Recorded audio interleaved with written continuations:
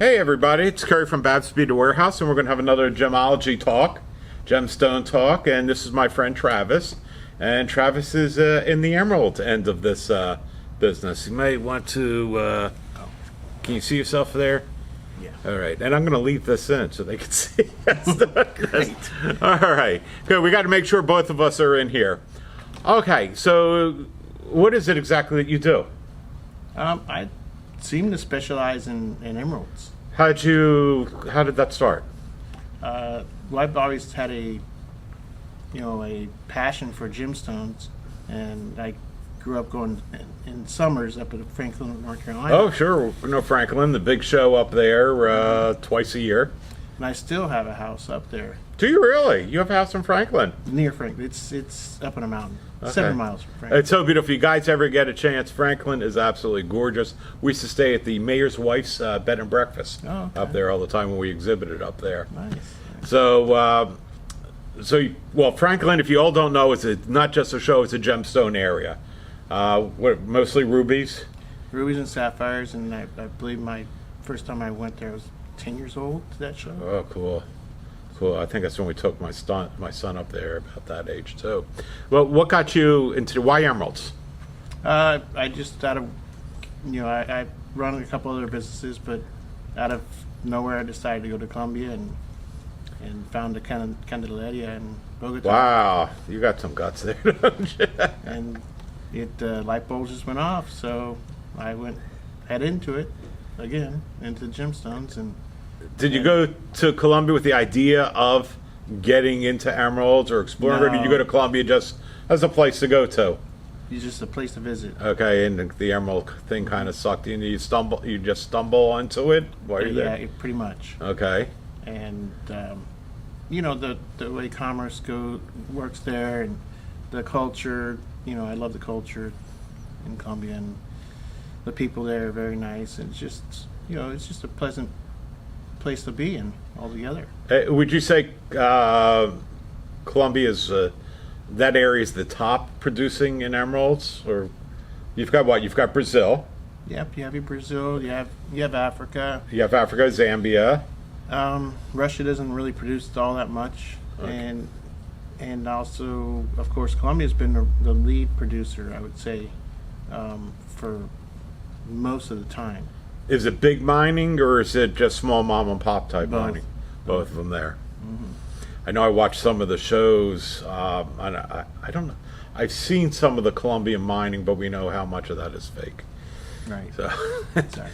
yeah. So you find a mine, or you find somebody connected to a mine. I know people that own several mines. Okay. I don't really want to get into the mine part of it. No problem.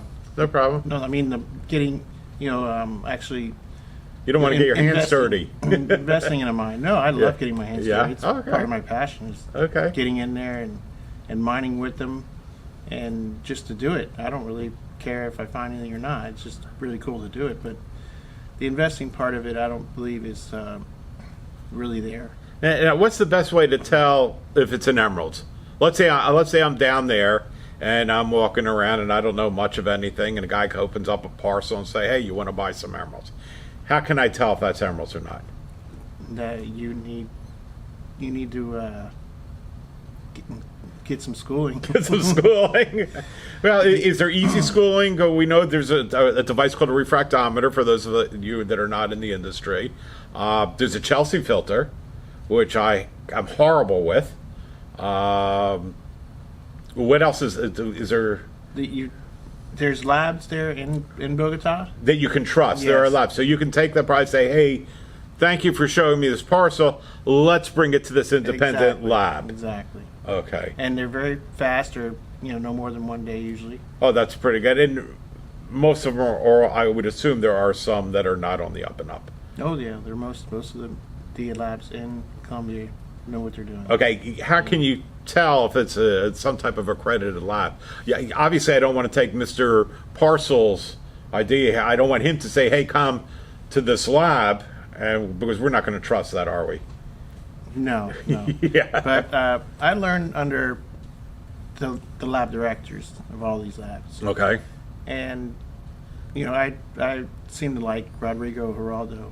Okay. Best. He has the most experience, probably more than 40 years under a microscope. Wow. So, as far as experience goes, he's god of the emeralds, in my opinion. Yeah, I've heard horror stories where people will buy green traffic lights broken up Oh, everything. into it. Coke. We used to have a joke about Sprite-A-Lite, which is a Sprite bottle that's broken up.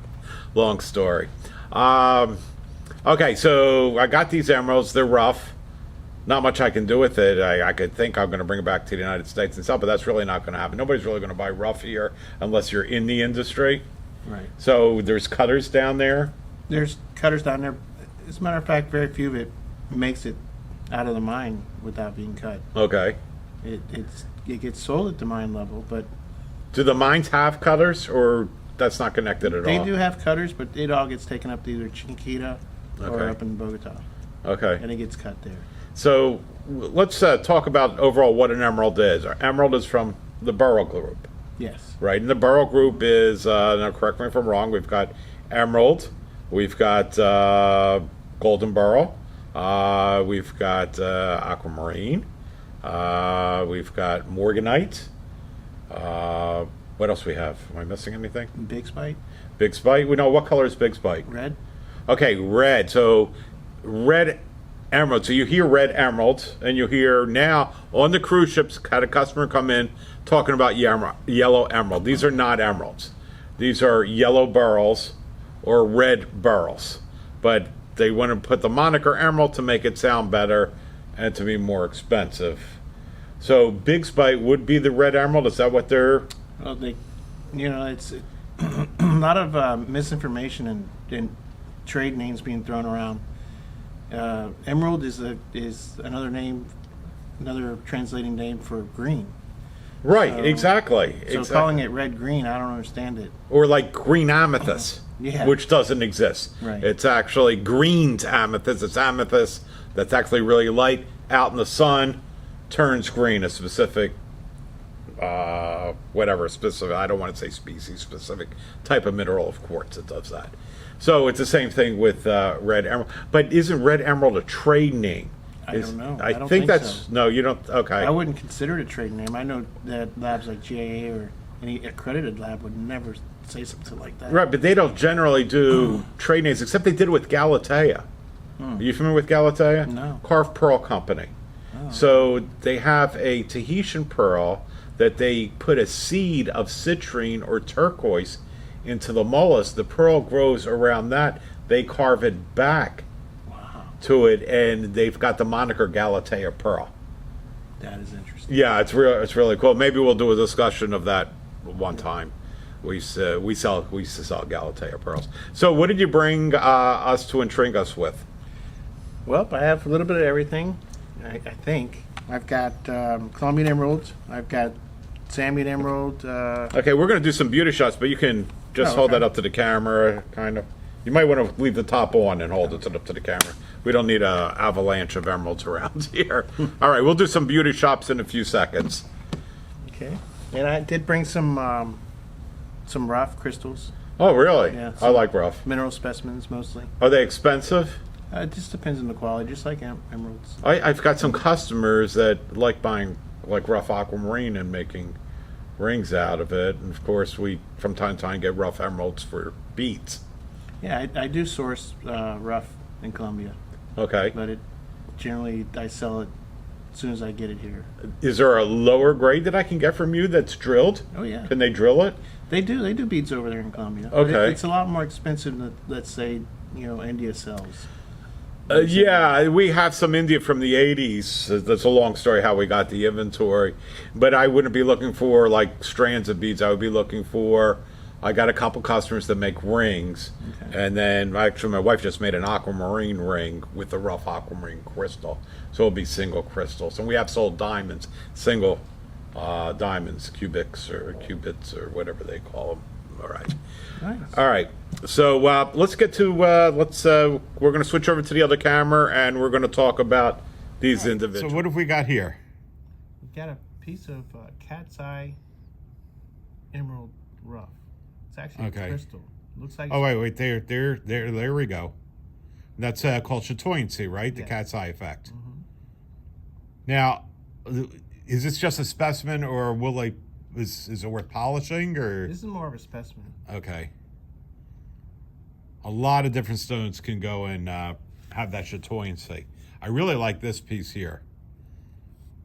And this, you said, is emeralds here. So it incorporates emerald quartz and pyrite. and Emerald calcite. quartz. So quartz doesn't commonly associate with emerald in Colombia. Okay. In other places. That's emerald? No, that black, no. Oh. It's just a piece of matrix. That's really cool. That would make a really nice pendant. Yeah. Yeah, I would hate to keep this as a specimen. That's a piece of jewelry there, with doing nothing more than some wax work around it. Really? Never thought of it that way. Yeah, Here's another one. that's kind of what we do here. Oh, now this is cool. What is something like this retail for? This is wicked. This is the emerald actually growing Correct. through there. This is just, it's not a big specimen, but I imagine it'd be very expensive if it was a big specimen. Yeah. Seen big ones of these go for tens of thousands of dollars. What would retail? I know you're B2B mostly, Yeah, right? I'm But I'm the C part of the B, the Okay. B2B, I'm the C. So what would I have to retail this for? I'd probably retail it at around $1,500. Okay. Now, how stable is this over here? Could it be made into a pendant, or is this we're talking? Yeah, but it's more aesthetic as a. You mean the whole piece? Yeah, look at that. Yeah, I know I wouldn't cut this apart. It's your area of Yeah. speciality. I wouldn't even know what to do, how to wax that up. Yeah. Well, we all know Babs is great at that. Mm-hmm. She just finished a beautiful lab-grown cushion diamond, 2.5 carat diamond. We just finished it up today with a pearl, and just really cool. Okay, and this here, this is without all the other rock. Is this the average size that they pull out of there? No, I would say smaller. Okay, Yeah. smaller than this. Yeah. What would this cut to? Oh, this is definitely not a cutting piece. Not a cutting, but if it was, I'm trying to get a size. I wouldn't even know You wouldn't even know. what you would cut Okay, because it's a long baguette. yeah, and it would be very zoned.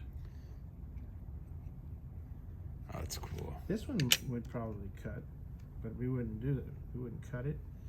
This is worth more the way it is as a specimen. Well, it's got. Look at the color. It's got some provenance to it. I bought it from a one of the Victor Carranza's partners, which is no longer now with us.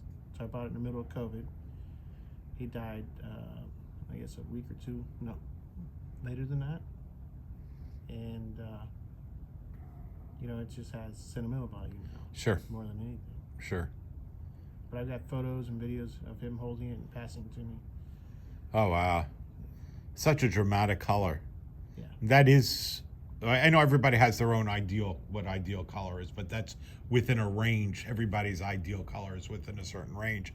And that color is gorgeous. So that would be considered fine color, and it would Yeah. cut probably maybe a carat and a quarter.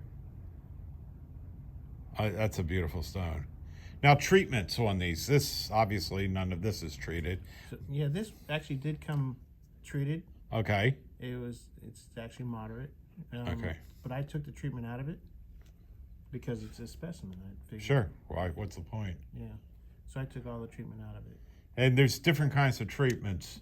I remember in the 80s, it was cedar wood oil.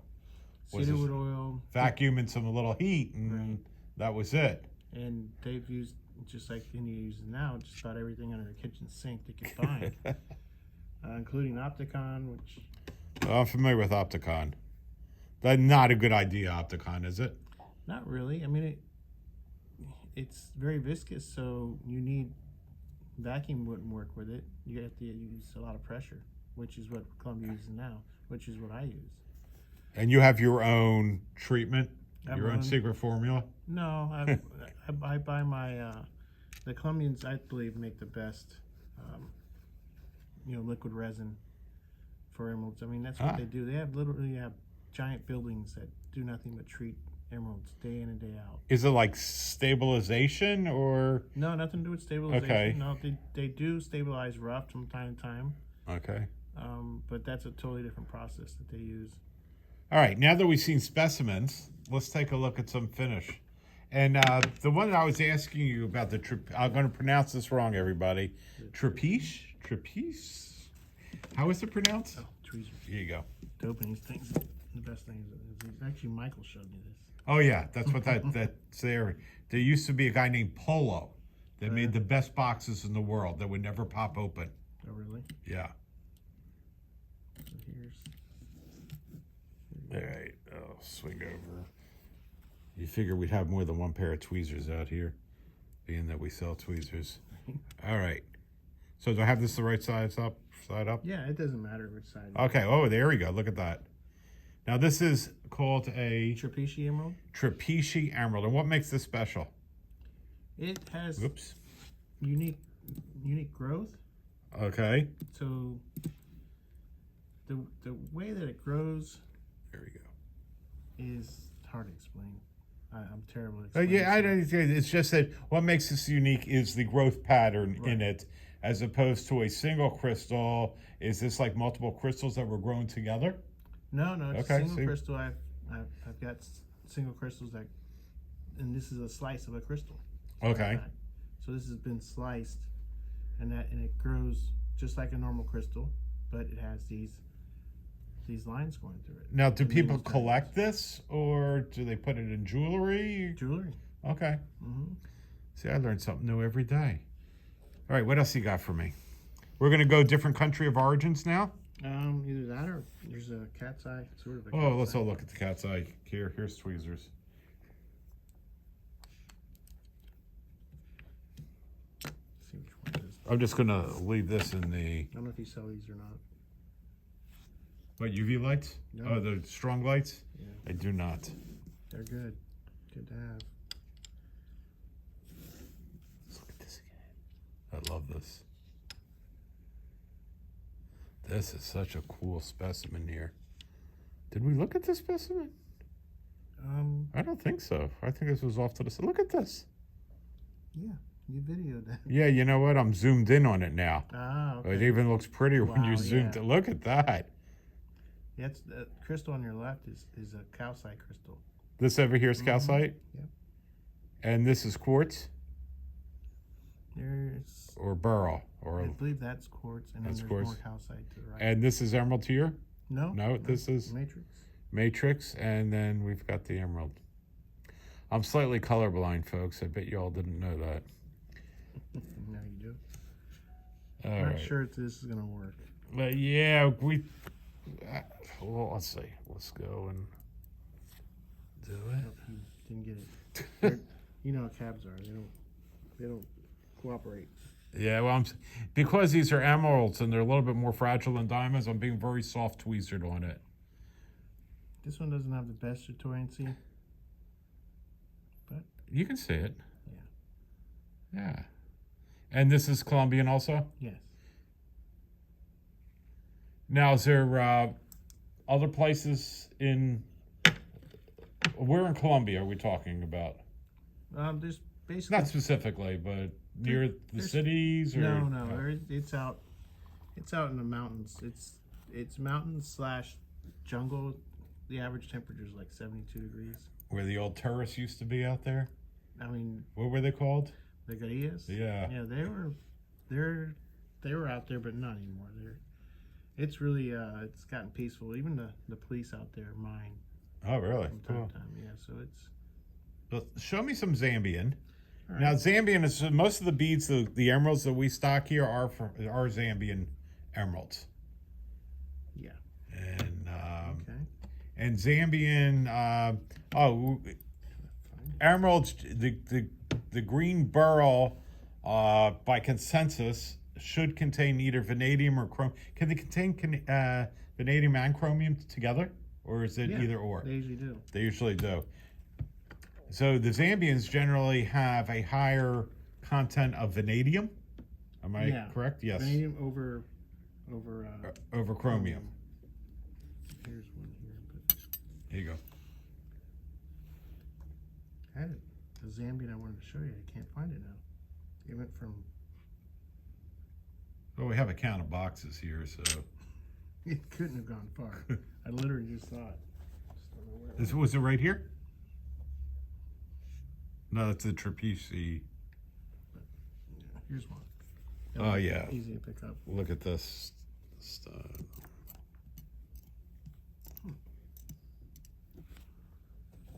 Look at this. This is a beautiful stone.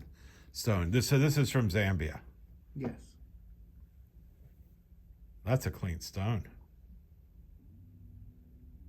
So That's a beauty. I treated that one.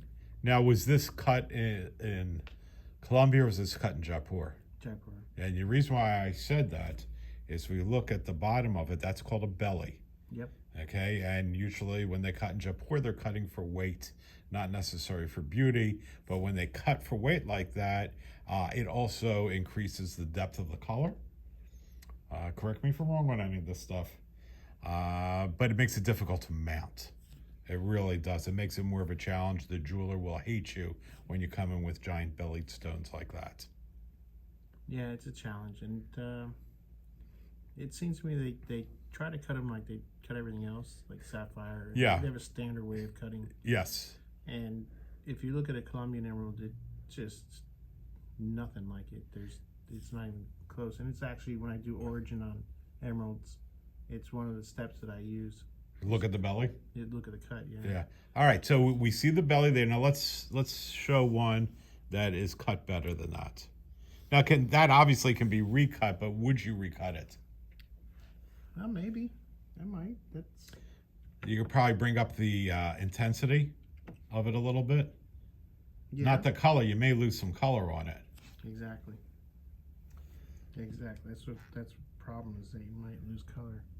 And there's no computer programs for that. There is for diamonds, but there's no computer programs for color. When it comes to emeralds, cut is probably one of the last priorities.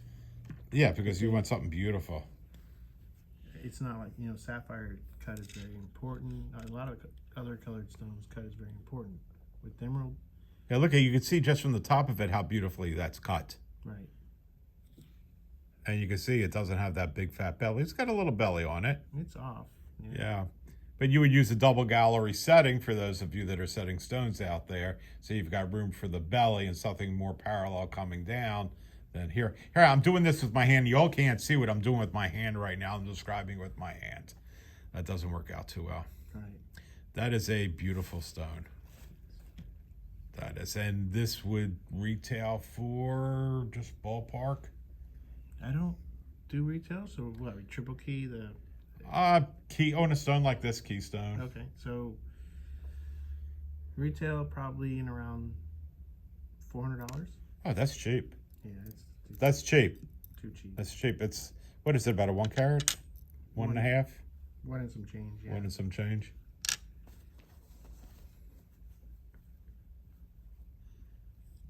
And if you're interested in something like that, you can come to me. If you're interested in any of this stuff, I'll get your prices on it. Okay. I even like it upside down. Like a sugar loaf. Yeah. So this is one that I think actually looks way better upside down. This one here. Yeah, that's called a sugar loaf cut. I've got one. I've got a sugar loaf. You got a sugar loaf? But that pear looks beautiful upside down. All right. Pear is coming up with my fickle fingers here.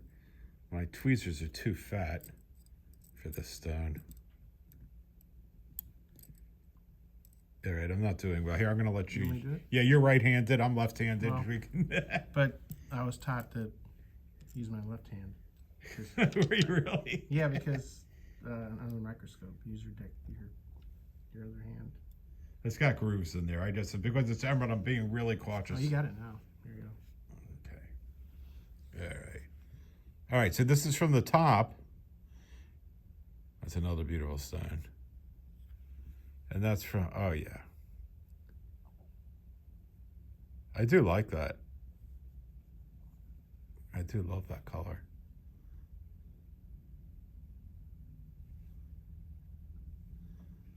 All right, let's show you what a sugar loaf is.